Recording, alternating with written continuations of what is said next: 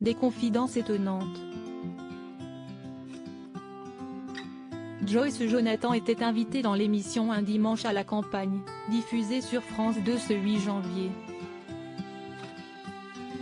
Auprès de Frédéric Lopez, la jeune femme de 33 ans a expliqué s'être fait passer pour un garçon dans son enfance. Tout a commencé alors que la petite fille était au CP. Joyce Jonathan, qui a expliqué avoir été sujette à la culpabilité parce qu'elle avait compris, via des discussions, que sa mère aurait aimé avoir un garçon en troisième enfant, s'est transformée en garçon pendant des années. À l'époque, celle qui est maman d'une petite Giulia, était en mode racaille. Selon son témoignage sur le plateau de France 2, elle était insupportable dans sa façon de s'habiller, car elle souhaitait ressembler à un garçon à tout prix.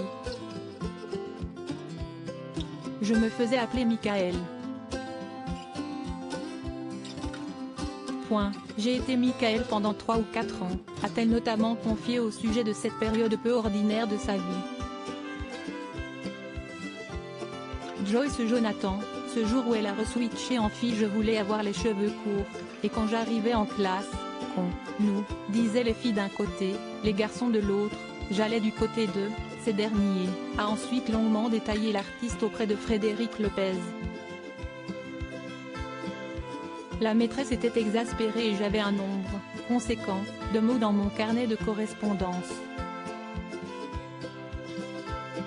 Toujours dans Un dimanche à la campagne, l'auteure-compositrice-interprète, pianiste et guitariste s'est souvenu avoir eu un jour une discussion très solennelle avec sa maman. Après avoir constaté que l'enfant récoltait autant de mots dans son carnet, celle-ci lui a demandé ce qu'il se passait. Des propos qui ont poussé son enfant à se livrer sur ce sentiment de culpabilité qui la tenaillait.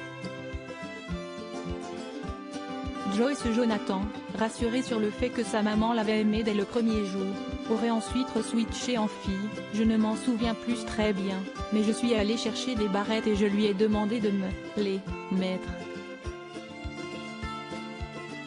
Des souvenirs émouvants, qu'elle racontera peut-être un jour à sa fille. Article écrit en collaboration avec 6 médias Crédit Photo, Capture France 2.